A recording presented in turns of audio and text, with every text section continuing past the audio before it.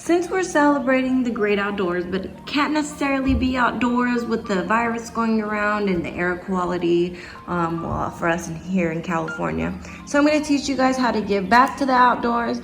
I'm going to teach you guys how to make your very own birdhouse feeder. All you're going to be needing is some Elmer's glue or hot glue, it's optional. Some colored popsicle sticks or plain popsicle sticks. I'm gonna go ahead and use both just to be creative and just kind of give it that extra look. So let's start. So the very first thing I did was lay down a piece of paper, obviously, because I do not want to mess up my table, and using Elmer's glue, it is gonna get a little messy here. And then I placed the plain sticks down first. I didn't know how far to space them, so I got this blue one here to determine that. Once I did get the spacing all correctly, I went ahead and glued it down. Now, to help with this, to stay this length and you don't want it to get all crooked and wobbly, you want to go ahead and glue the bottom piece down before you fill up the middle.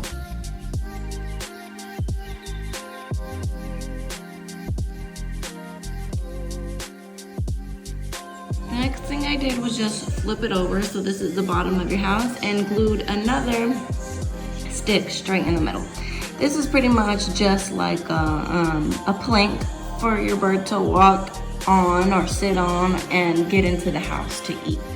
The next thing I did was flip it back over and add this red piece on the side here. I'm gonna go ahead and do the same with the purple and glue it down, and I'll show you the next. After I had glued my red and purple sticks down, I went ahead and crossed them with the blue and green ones we have here. So what you should end up with is something like this. The next thing you want to do is repeat that. So now you're gonna go back to vertical instead of horizontal, and you're just gonna base it off of the corners now. Now you're just adding glue on the corners. So I'll lay a stick like this, another stick like that, and then the next set will cross this way. And you want to keep repeating that process as high as you want your bird seeds to go, as deep as you want it to be. So go ahead and adjust it for yourself. I'm going to go ahead and build it.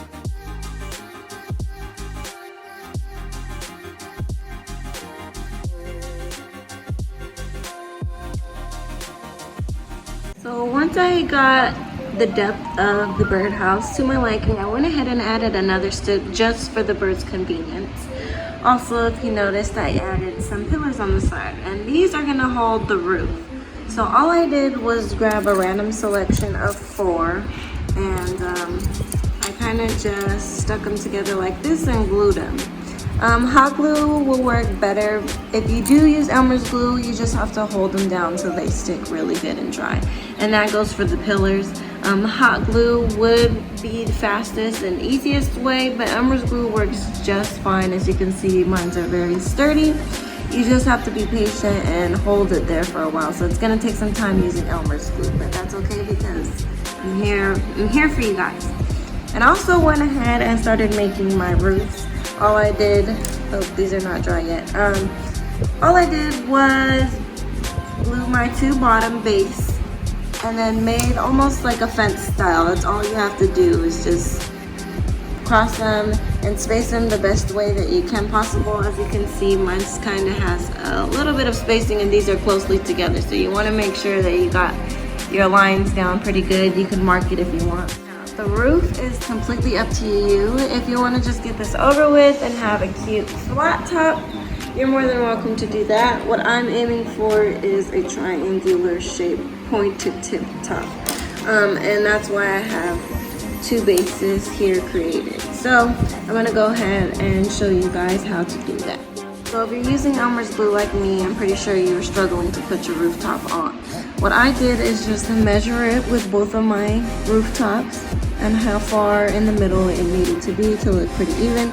Once I did, I just gripped it and held it really tight and placed a piece of duct tape on the inside. This allows you to hold it together while the glue dries, because I did still add glue.